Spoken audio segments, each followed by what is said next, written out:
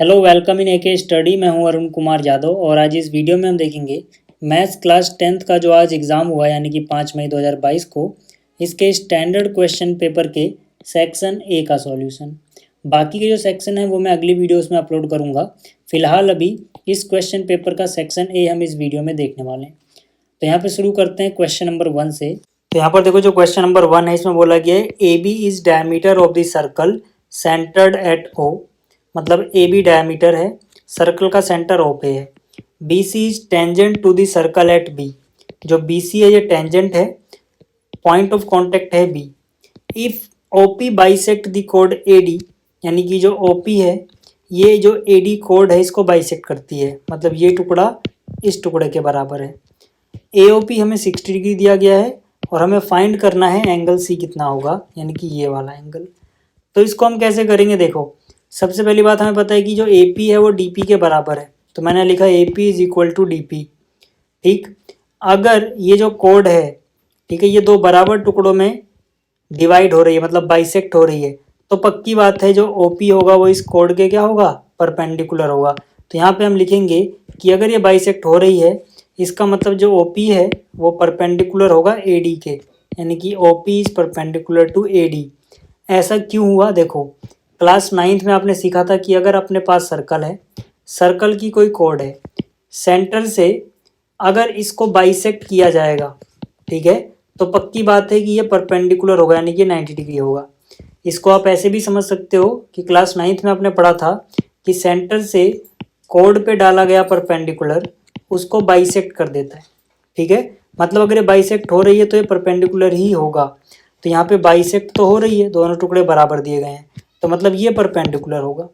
ठीक है, तो अगर ये परपेंडिकुलर है तो मतलब ये जो एंगल है यानी कि ओ पी ए, ये वाला एंगल ये हो जाएगा 90 डिग्री। तो ये एंगल आ गया 90 डिग्री। अब जैसे ही एंगल 90 डिग्री आया हम ये वाला एंगल निकाल सकते हैं। कैसे, ये जो ट्रायंगल है इसका एक एंगल हमें ये पता है 60, एक ये पता है 90, तो तीसरा वाला निकल जाएगा। तो मैंने लिखा in triangle O P A, ठीक है, एंगल ए यानी कि ये वाला एंगल प्लस में 60 और 90, ठीक है ना, ये वाला 60 और ये वाला 90, इन तीनों को जोड़ा तो आएगा 180, क्योंकि एंगल सम प्रॉपर्टी होती है ट्रायंगल की कि ट्रायंगल के तीनों एंगल का सम 180 होता है। तो 60 प्लस 90 हो गया 150, 150 को आप माइनस में ले जाओगे तो यहाँ पे बचेगा 30, तो ए तो आ गया 30। अब ए निकलने से क्या फ़ायदा होगा, देखो ये अपने को पता है 30 आ गया। अब ये टेंजेंट है, ये रेडियस है, तो ये इसके परपेंडिकुलर होगा। तो मतलब इस ट्रायंगल में हमें ये वाला एंगल पता है 30, ये पता है 90, तो ये निकल जाएगा। ठीक है, तो ये वही हम यहाँ पे लिखेंगे in triangle A B C angle B 90 हो गया क्योंकि रेडियस टेंजेंट के परपेंडिकुलर होगी। यहाँ पे आप देख सकते हो एंगल बी हो गया 90 क्योंकि ये रेडियस ये टेंजेंट, तो ये परपेंडिकुलर यानी 90 हो गया। जैसे ये 90 हुआ हम बोल सकते हैं angle A plus B plus C कितना होना चाहिए, 180। यहाँ पे आप देखो इस ट्रायंगल की बात की जा रही है, इसमें ए बी सी ट्रायंगल के 3 एंगल्स हैं, तो इनका सम कितना 180 होना चाहिए। तो यहाँ से आ गया ए प्लस बी प्लस सी 180। ए अपने को पता है यहाँ पे देखो 30, बी अपने को पता है 90, ठीक है, क्योंकि यहाँ पे हमने निकाल लिया। सी अपने को नहीं पता, तो 30 प्लस 90 120 हुआ, 120 माइनस में गया 60 आ गया, तो यहाँ से आ गया ये सी। ठीक, अब फर्स्ट क्वेश्चन के और वाले पार्ट में भी एक क्वेश्चन दिया गया, चॉइस थी इसमें। ठीक है, इसमें क्या है, इसमें है एक्स ए वाई टेंजेंट है। ठीक है, एक्स ए वाई देख सकते हो ये टेंजेंट है, और एंगल ए बी ओ जो है वो 40 डिग्री है, ये वाला एंगल 40 डिग्री है। हमसे बी ए वाई पूछा गया है, मतलब बी ए वाई यानी कि ये वाला एंगल पूछा गया है, और ए ओ बी यानी कि ये वाला एंगल बीच वाला पूछा गया है। ठीक है, तो ये भी देखो इजी है। कैसे, हम बोलेंगे in triangle O A B, इस वाले ट्रायंगल में देखो, इस ट्रायंगल में जो ओ बी है और जो ओ ए है ये दोनों बराबर होंगी क्योंकि ये रेडियाई हैं सेम सर्कल की। अब अपने को पता है कि ट्रायंगल में अगर साइड इक्वल हो तो उनके सामने वाले एंगल भी इक्वल होते हैं। मतलब ओ बी के सामने वाला एंगल कौन सा है, देखो ओ बी के सामने है ये वाला एंगल यानी कि एंगल ओ ए बी, तो ओ बी के सामने लिख दिया एंगल ओ ए बी। और ओ ए के सामने कौन है, देखो ओ ए के सामने तो सीधा सीधा ये 40 आ रहा है, तो मतलब ओ ए बी आ गया 40, यानी ये एंगल भी कितना हो गया, ये एंगल भी 40 हो गया।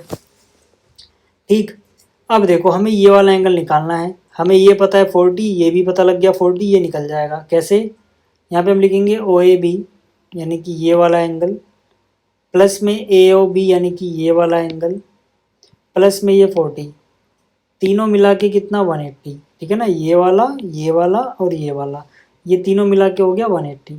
Angle sum property of triangle लिख सकते हो। तो यहाँ से ओ ए बी तो अपने पास है 40, ये वाला 40 ये रहा, इसको हमने ऐसे कॉपी कर दिया।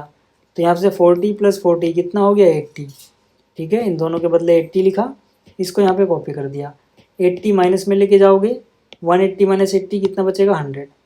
तो ये वाला एंगल तो अपने पास आ गया 100, ठीक। इसी तरह से अब हमें ये एंगल भी चाहिए, उसके लिए हम क्या बोलेंगे, उसके लिए हम बोलेंगे ओ ए वाई, ये पूरा है 90, ठीक है, मैंने लिखा angle O A Y is 90। क्यों है 90, ये देखो रेडियस है, ये टेंजेंट है, तो रेडियस टेंजेंट पे परपेंडिकुलर होती है, मतलब ये आएगा 90, ठीक है। अब अपने को पता है कि ओ ए वाई में से हमें क्या चाहिए, हमें तो बी ए वाई इतना चाहिए। तो ये जो पूरा है इसको मैं लिख सकता हूँ दिस प्लस दिस, ठीक है। तो इस एंगल का नाम हो गया बी ए वाई, यहाँ पे लिख दिया, और ऊपर वाले का नाम हो गया ओ ए बी, यहाँ पे लिख दिया। ओ ए बी अभी हम ऊपर निकाल चुके थे यहाँ पे 40, तो इसकी जगह 40 लिख दिया, 40 माइनस में गया 50 आ गया, तो मतलब बी ए वाई यानी कि ये 50 आ गया, ठीक है भाई। तो जिसका आंसर यहाँ पे ये आया था मतलब उसने सही किया है। अगला क्वेश्चन देखो, क्वेश्चन नंबर 2। जो ये क्वेश्चन नंबर 2 है ये भी बहुत ईजी क्वेश्चन है। इसमें हमें बोला गया है कि जो मोड है वो है 55, और जो ये x है इसकी वैल्यू बताओ कितनी होगी। तो यहाँ पे अपने को पहले मोड का फॉर्मूला पता होना चाहिए। तो मोड का फॉर्मूला होता है L + F1 - F0 divide by this into में h, ठीक। अब देखो, अब यहाँ पे हमें F0, F1, F2, L और H ये सारी चीज़ें यहाँ टेबल से पहचान में आनी चाहिए, तभी हम यहाँ पे पुट कर पाएंगे। अब देखो F1 हम वैसे कैसे पता लगाते थे, सबसे हाईएस्ट फ्रीक्वेंसी, बट क्योंकि यहाँ पे x है तो हमें नहीं पता x की क्या वैल्यू है, तो यहाँ से डायरेक्ट हमें हाईएस्ट नहीं दिखेगा, ठीक है ना, क्योंकि x की वैल्यू कुछ भी हो सकती है। तब हम क्या करेंगे, हम बोलेंगे कि भाई अपने को मोड तो पता है 55 है, तो मैं यहाँ पे देखो 55 किसके बीच में आ रहा है, तो 45 से 60 इसके बीच में कहीं ना कहीं 55 आ रहा होगा, मतलब मोड वाली क्लास यही है। तो मतलब मॉडल क्लास अपने को पता है, तो उसके सामने वाली फ्रीक्वेंसी ही हाईएस्ट फ्रीक्वेंसी होनी चाहिए, क्योंकि 55 इसके बीच में आ रहा है ना, ठीक है। तो यहाँ से ये हो गया F1, अगर ये F1 है तो इससे पहले वाला होगा F0, इसके बाद वाला होगा F2, ठीक है, इतना हो गया। अब ये जो मॉडल क्लास है इसकी लोअर लिमिट को L बोलते हैं, यानी ये 45 हो गई लोअर लिमिट। इसका गैप देखो कितना है, हाइट हर जगह देखो 15 15 मिलेगी, तो h हो गई 15।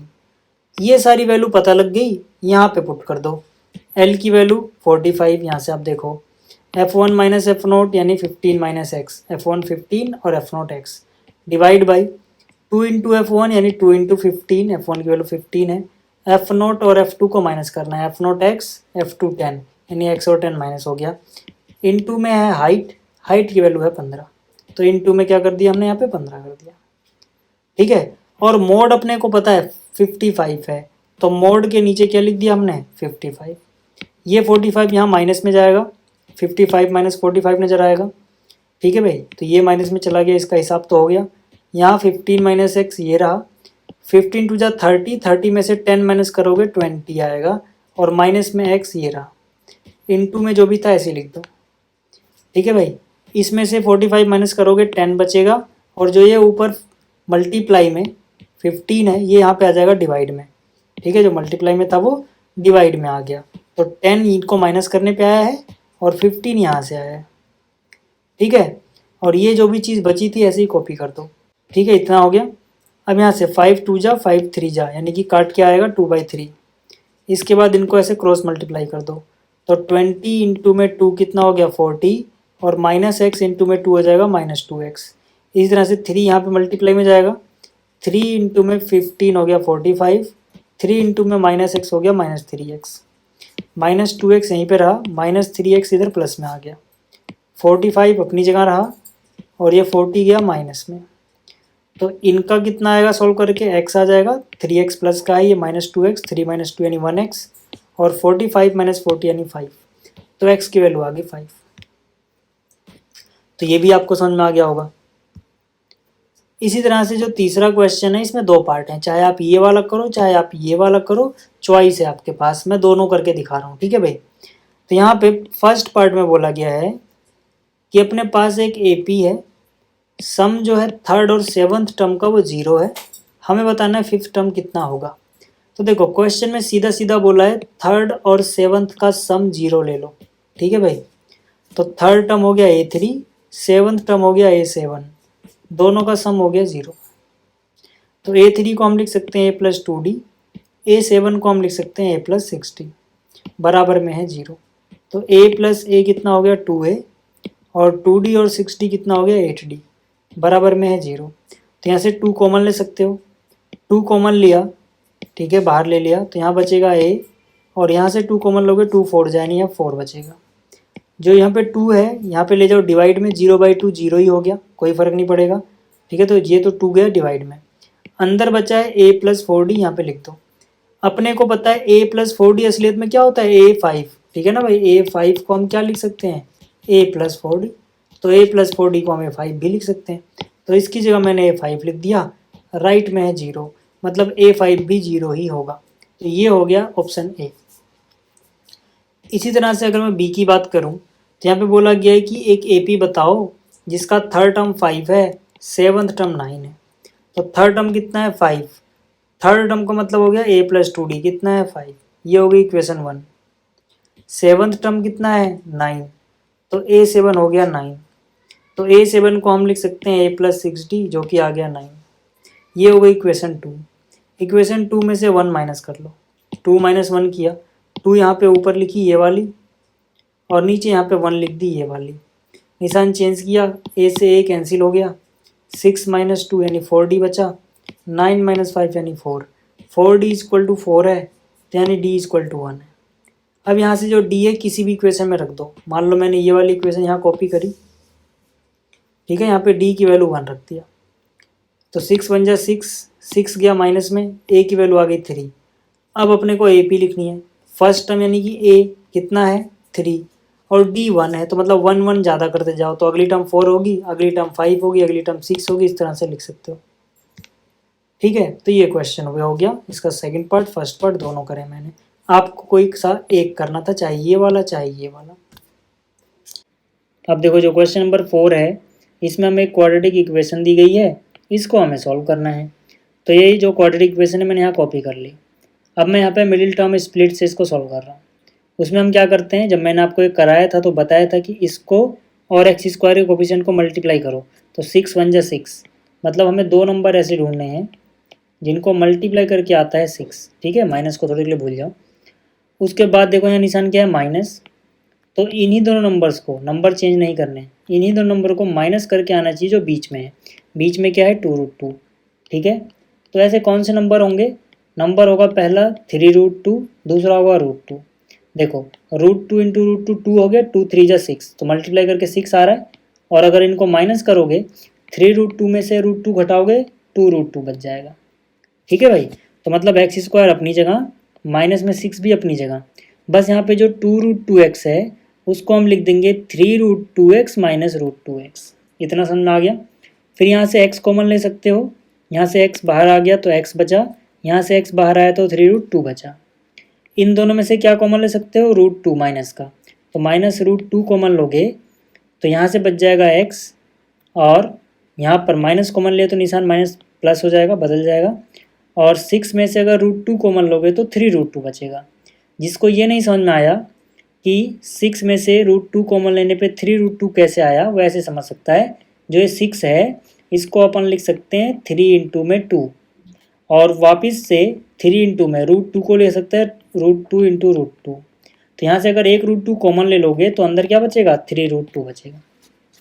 इतना समझ में आ गया। अब यहाँ से ये चीज़ देखो दोनों में सेम है, बाहर कॉमन आ गई, ठीक है। अगले ब्रैकेट में यहाँ पे ये यानी कि x - √2 बच गया, तो या तो ये 0 के बराबर होगा या फिर ये 0 के बराबर होगा। अगर ये 0 के बराबर है तो ये चीज़ उधर जाएगी माइनस में, यानी कि x की वैल्यू आ जाएगी -3√2, और अगर ये 0 के बराबर है तो -√2 उधर जाएगा, √2 हो जाएगा। ये दो वैल्यूज आ गई। ठीक है भाई, अगला क्वेश्चन देखो। ठीक है, बहुत ही ईजी क्वेश्चन था ये, फिर भी कुछ बच्चे गलत करके आए हैं इसको। हालांकि ये क्वेश्चन बहुत आसान था। इसमें बोला गया है सम ऑफ फर्स्ट 20 टर्म निकालना है अपने को। ठीक है, यानी कि S20 अपने को फाइंड आउट करना है, और जो AP है इसका nth टर्म हमें दिया गया है। ठीक है, AN अपने पास कितना है 5 माइनस 2n, तो AN is equal to 5 minus 2n हो गया। अब भाई n की वैल्यू जो भी रखोगे वही टर्म आपको मिल जाएगी, यही तो मतलब है। n की जगह 1 रख दो, तो यहाँ पे n था, n की जगह मैंने 1 रखा, तो जहाँ जहाँ n है वहाँ 1 रखना होगा। तो 5 की जगह 5 रहने दिया, -2 की जगह -2, n की जगह 1 रख दिया। यहाँ से 5 माइनस 2 इंटू 1 2 हो गया, तो 5 माइनस 2 कितना 3। तो A1 यानी फर्स्ट टर्म तो अपने पास 3 आ गई। चलो अब सेकंड टर्म भी निकाल लेते हैं ताकि हम D निकाल पाएँ। ठीक है ना, तो सेकंड टर्म के लिए क्या करेंगे, ये जो अपने पास इक्वेशन है n की जगह 2 रख दो। ठीक है, तो यहाँ पे n की जगह 2 रख दिया, 5 माइनस 2 इंटू में n था, n की जगह 2 आ गया, तो 2 2 जा 4 हुआ, यानी कि 5 माइनस 4 कितना होता है 1। अब अपने पास A1 है, अपने पास A2 है, तो हम D निकाल सकते हैं। D क्या हो जाएगा A2 माइनस A1। ठीक है भाई, तो A2 की वैल्यू आ गई 1, A1 की वैल्यू अपने पास है 3, तो 1 माइनस 3 यानी -2। तो D भी पता लग गया अपने को, कॉमन डिफरेंस कितना -2। अब हमें को S20 निकालना है, तो SN का फॉर्मूला पता होना चाहिए। SN का फॉर्मूला होता है n/2 ब्रैकेट में 2a प्लस n-1d। n की जगह क्या है 20, क्योंकि अपने को S20 निकालना है, तो n की जगह 20, यहाँ पे डिवाइड बाई 2 आ गया, 2 इंटू ए, तो यहाँ पे 2, a की वैल्यू कितनी है, a की वैल्यू है 3, प्लस में n-1, n है 20, तो 20 माइनस 1 यानी 19, इंटू में d कितना है -2, यहाँ पे आप देख सकते हो d -2 है, तो 20/2 हो गया 10, 2 3 जा हो गया 6, 19 2 जा 38 प्लस माइनस माइनस, तो 38 यहाँ पे 6 कितना आएगा, माइनस का 32 आएगा, -32 इंटू 20 कितना, माइनस का 320, तो ये भी हो गया। ठीक, अगला क्वेश्चन देखो, अगला क्वेश्चन है question number 6।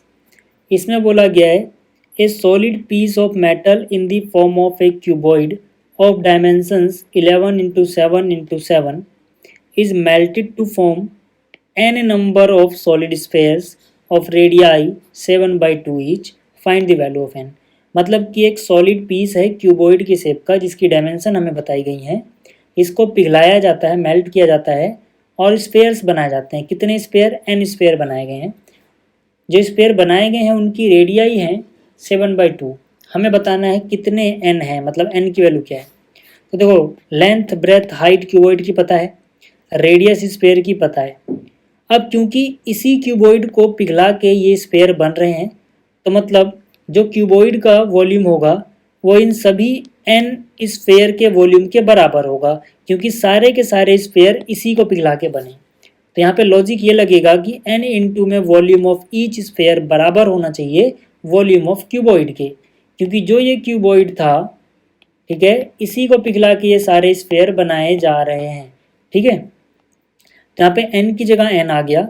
Volume of spare अपने को पता है 4/3 पाई आर क्यूब होता है। वॉल्यूम ऑफ क्यूबॉइड अपने को पता है L into B into H होता है।